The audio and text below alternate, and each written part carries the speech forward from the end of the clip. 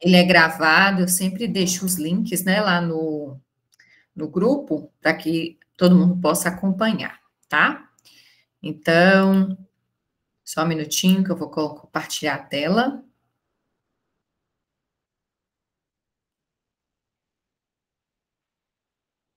Prontinho.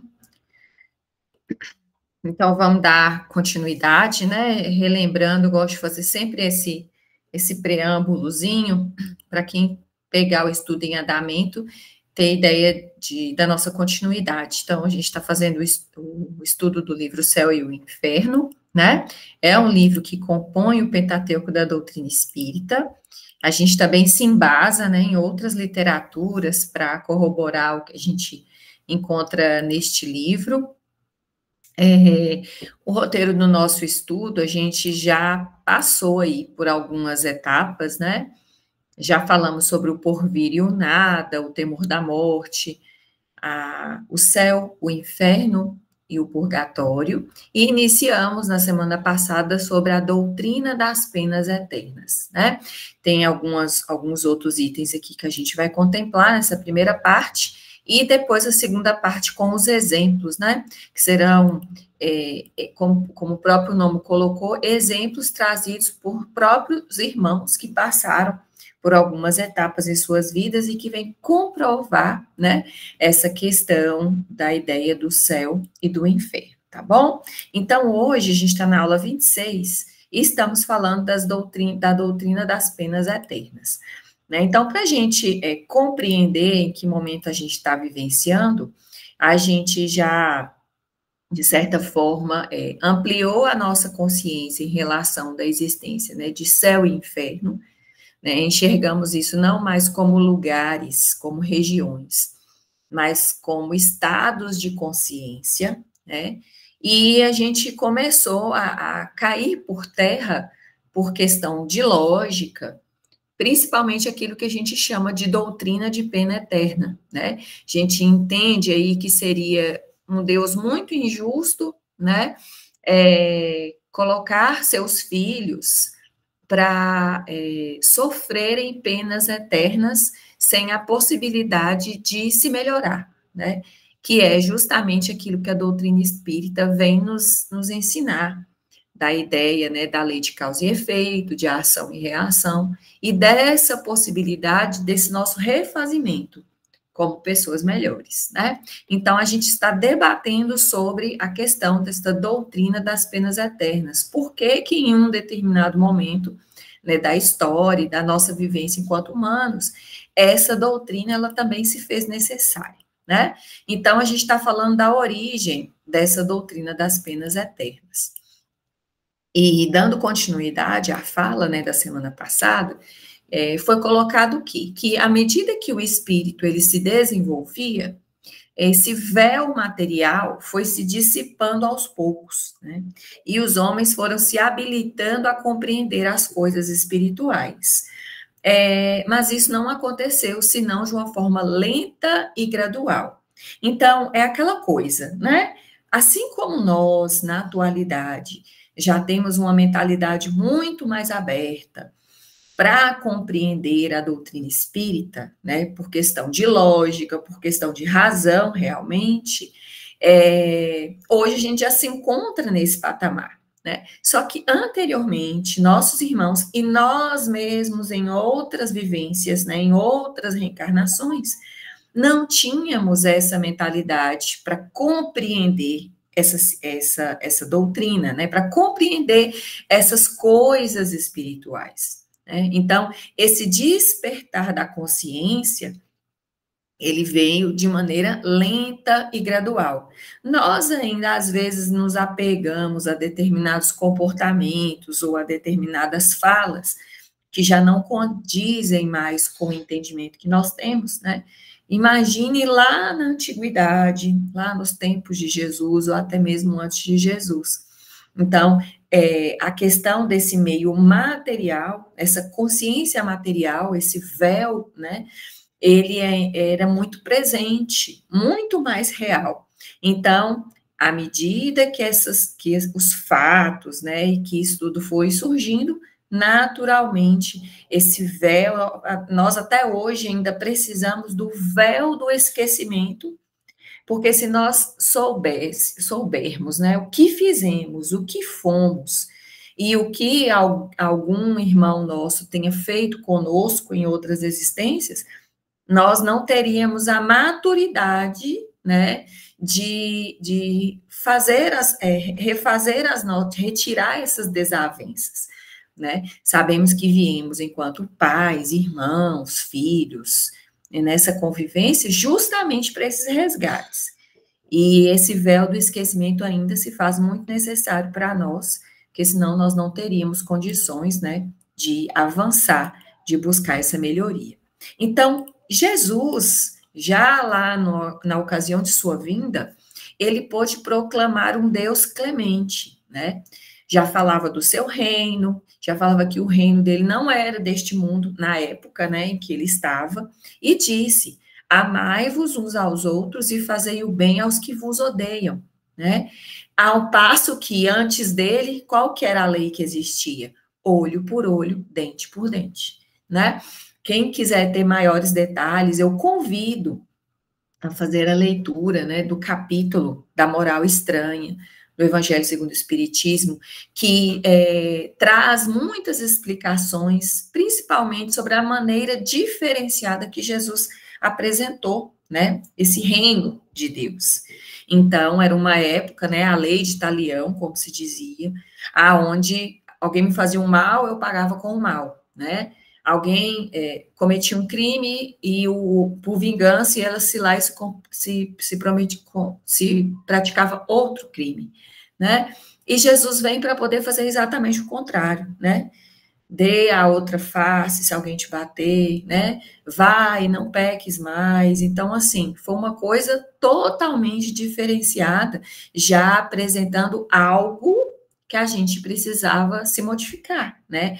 Que a gente precisava ver com outros olhos essa nova vivência trazida por ele, né? E aí, no momento em que ele traz essas reflexões, a gente poderia imaginar, né? Quais eram os homens que viviam nesse tempo de Jesus, né? E não no sentido visual da coisa, mas o que esses homens que viviam nessa época que Jesus esteve, como que era o pensamento deles, né? A gente acabou de falar dessa lei de Talião aí. Então, a gente poderia pensar, né? Seriam almas que foram novamente criadas, encarnadas, né? Mas se assim ainda fosse, Deus teria criado para o tempo de Jesus, especificamente quando ele esteve aqui, algumas alminhas mais adiantadas, né, do que no tempo de Moisés, né? E no caso dessas almas, dessas pessoas que existiram no tempo de Moisés, né, o que teria ocorrido para elas, né? Elas iriam se consumir por toda a eternidade nesse embrutecimento, né? Porque a gente está falando de uma época onde aquela tábua das leis, né, a maneira, até de certa forma assim, rude com que eram trazidas as coisas, elas se faziam necessárias para a gente impedir até mesmo muitas barbáries, né? Que a gente está falando, quando a gente pega aqueles filmes e vai assistir, a gente vê, assim, que a gente fica horrorizado com a maneira como que um ser humano tratava o outro ser humano, né?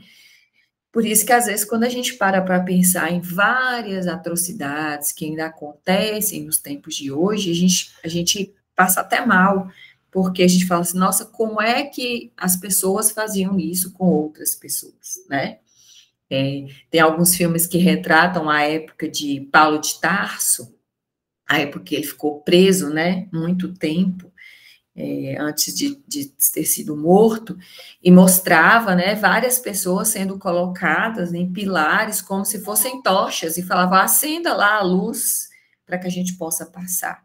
Então, era um requinte de crueldade, né, que era prática daquela época. Então, a maneira como Moisés, né, trouxe algumas, de certa forma, leis, justamente para tentar, né, de certa forma, combinava com a maneira consciencial que as pessoas tinham naquela época, se é que a gente poderia dizer que existia tanta consciência assim, né? Mas aí o que a gente vai fazer em relação a essa pergunta? Eram almas diferentes? Não. Essas almas eram as mesmas que viviam sob o império, né, dessas leis mosaicas e que tinham adquirido, ao passar de suas existências, um desenvolvimento suficiente para compreender uma doutrina mais elevada, né?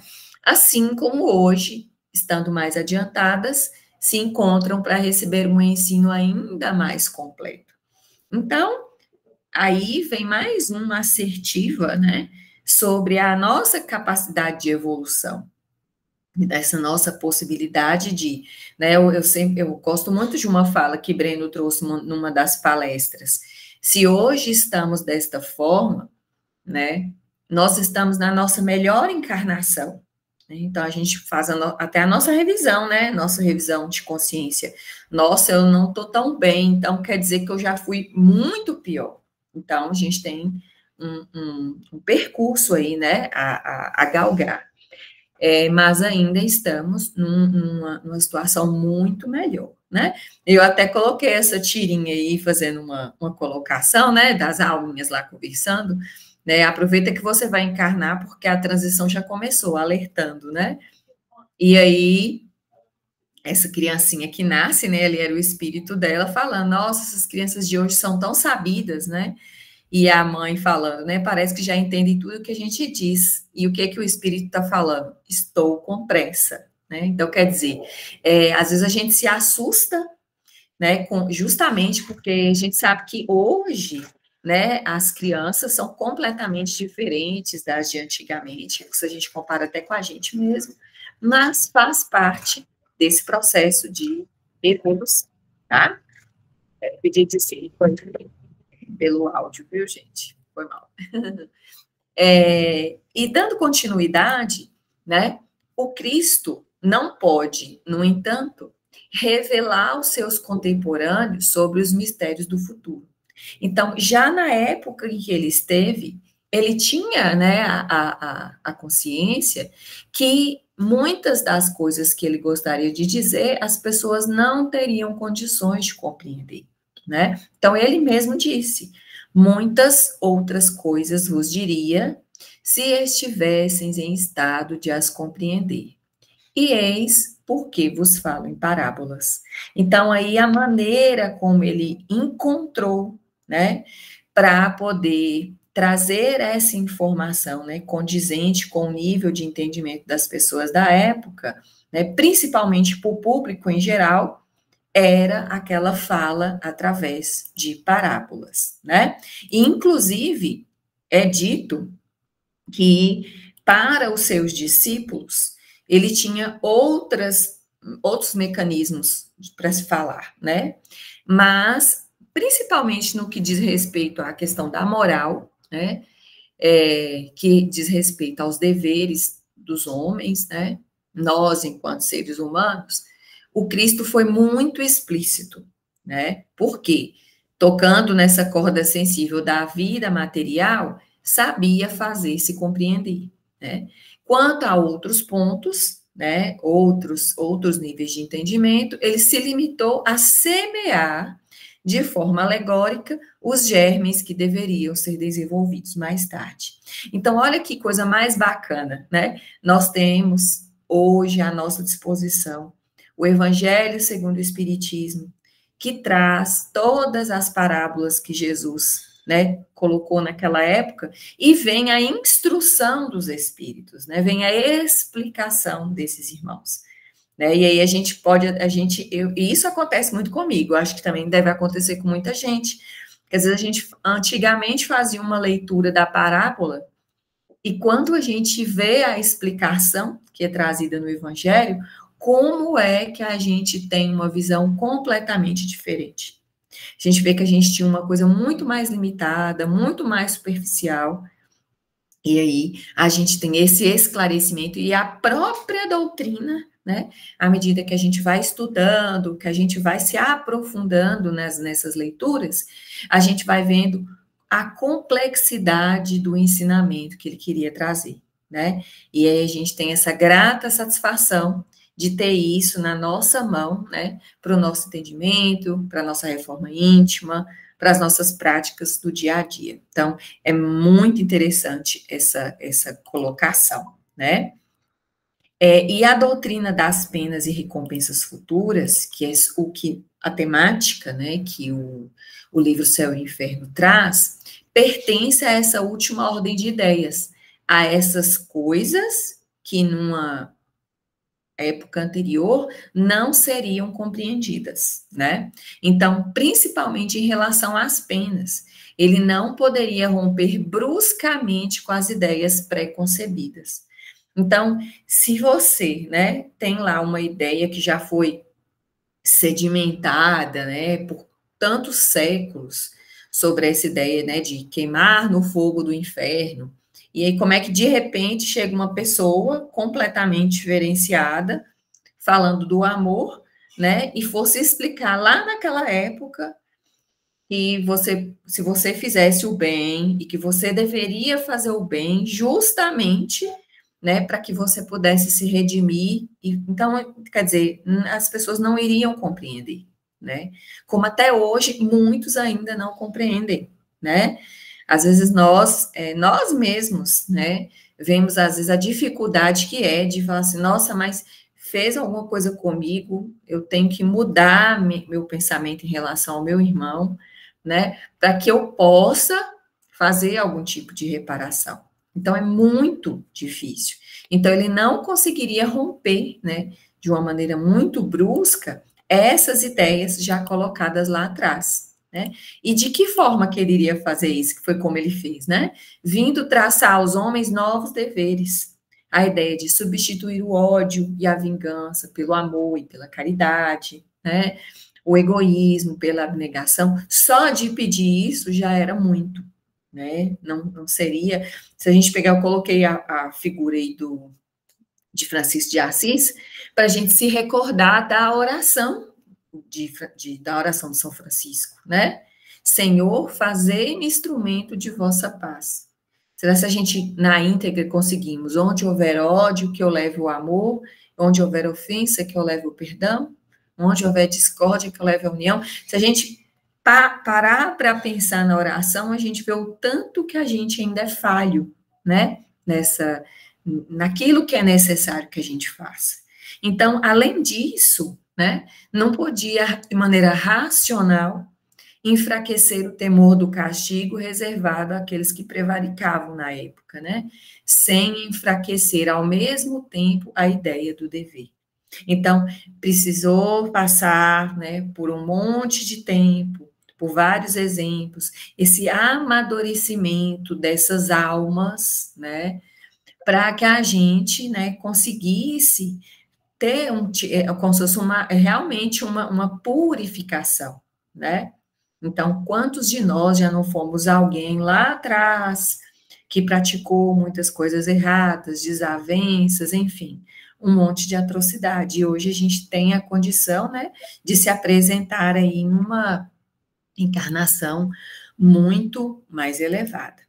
Então, se o próprio Cristo, né, prometia o reino dos céus aos bons, esse reino, então, estaria interdito aos maus, e para onde é que iriam essas pessoas, esses maus, né? Então, além disso, seria necessário, né, se Jesus antecipasse toda essa realidade, a verdade como ela é, seria necessária inversão da natureza, para que inteligências ainda muito rudimentares pudessem ser impressionadas de feição a identificarem-se com a vida espiritual. Então, não cabia nem no universo e nem na condição espiritual que eles se encontravam, né? Então, a gente passa a compreender por que é que tudo é necessário dar tempo ao tempo, né, para que as coisas amadureçam. As pessoas, a própria natureza, né, e tudo aquilo que está dentro desse contexto. E aí a gente entende melhor a questão da transição planetária e do nosso papel nessa jornada, né? Então, Jesus, ele se dirigia ao povo, né, e era sempre a parte menos esclarecida da sociedade, né? Que não podia prescindir de imagens de alguma sorte palpáveis e não de ideias sutis. Por isso a fala através de parábolas, né, coisas do cotidiano, para que eles pudessem minimamente, de alguma forma, plantar uma sementinha ali, né? Então, era a razão porque Jesus não entrou minúcias supérfluas a este respeito, né? Nessa época não era preciso mais do que opor uma punição à recompensa, né? Então, ele já foi até, como se diz, surpreendeu muito quando ele já falou, né, para exercitar o perdão, a caridade, né, não pagar o mal com outro mal, né, e é o que já fizeram com ele na época, né, imagina explicar para as pessoas, né, outras coisas mais que não estariam nesse nível de compreensão. E fica muito interessante, né, a gente compreender o que é trazido também na explicação do próprio Evangelho e do Livro dos Espíritos sobre as revelações, né? Então, tudo tem uma razão de ser. Então, a primeira revelação, olha só, feita por Moisés, lá no século XVI antes de Cristo, né? E uma fala interessante que Emmanuel faz sobre ele, né? Moisés trazia consigo as mais elevadas faculdades mediúnicas, apesar de suas características de legislador humano. Então, olha só, então ele não foi escolhido por acaso, né? É inconcebível que o grande missionário dos judeus e da humanidade pudesse ouvir o Espírito de Deus. Estais, porém, habilitados a compreender que a lei, ou a base da lei, que foram os 10 mandamentos, foi-lhe ditada pelos emissários de Jesus, né? Examinando-se os seus atos enérgicos de homem, a considerar as características da época em que se verificou sua grande tarefa. Com expressões diversas, o grande enviado não poderia dar conta exata de suas preciosas obrigações em face da humanidade ignorante e materialista. Então, ele tinha que ter pulso forte para conseguir já trazer, né, essa primeira revelação, um primeiro momento, o que é que viria depois do seu sucessor, né? A segunda revelação, como o próprio Cristo, né, com uma maneira mais dócil de tentar, né, diminuir a brutalidade do anterior, amar a Deus sobre todas as coisas e ao próximo como a si mesmo, né? Então, ele já trouxe um algo mais em relação. E, fechando, né, a terceira revelação, como o Espiritismo, desenvolvendo de forma completa e explicando aquilo que foi dito de forma alegórica por Jesus. Então, é como se fosse o arremate, né, para a gente poder compreender, né, e, de certa forma, sermos gratos por estarmos vivenciando essa oportunidade, né, de poder colocar em prática, né, já agora com um nível de consciência muito maior, né, que somos responsáveis por aquilo que nos acontece, que nós fazemos a nossa jornada de maneira individual, né, e que só depende de nós, né, aquilo que a gente vai fazer com o nosso tempo, né, onde a gente pode conduzir melhor o nosso livre-arbítrio até para saber aonde queremos chegar, porque agora a gente já tem consciência, né, eu quero ir para o mundo de provas e expiações ou eu vou para o mundo de regeneração? Então, depende de mim. A escolha eu posso estar fazendo agora, né? O que é que eu estou escolhendo semear agora?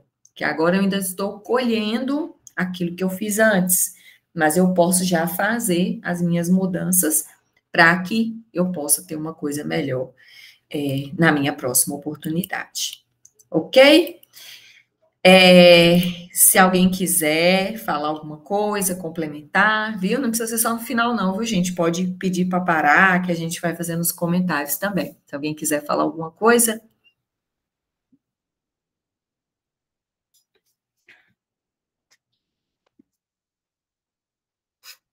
pode falar. Não é combinado, viu, gente? É porque eu gosto de comentar, porque eu fico aqui me segurando. É porque você falou um negócio extremamente interessante, que é a questão da maturidade. A gente percebe, por esse motivo, a necessidade hoje ainda de termos tantas outras religiões, porque nós estamos num mundo de provas e expiações, ainda temos espíritos ainda muito atrasados no nosso meio. Então, por isso é importante a gente frisar que não é o espiritismo, podemos dizer assim, que vai salvar ninguém. Apesar de que quando se fala de salvação, a salvação não existe essa salvação, como é uma imaturidade nossa de acreditar que vai ter esse céu, esse lugar, e na verdade isso não existe, né? Você já falou em outras aulas. É só para corroborar mesmo que até nós, do meio espírita, né?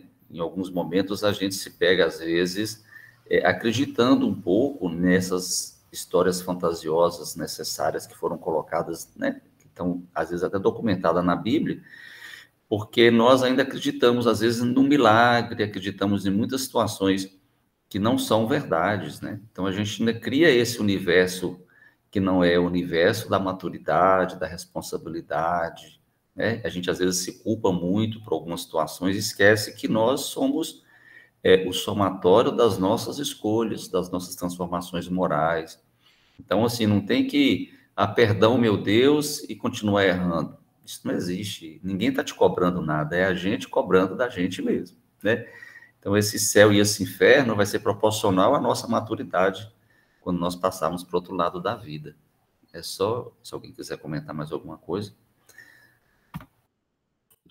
É igual a gente estava comentando outro dia, né? E Breno também falou sobre isso lá nas palestras dele, que ele falava, né, sobre o Código Penal da Vida Futura.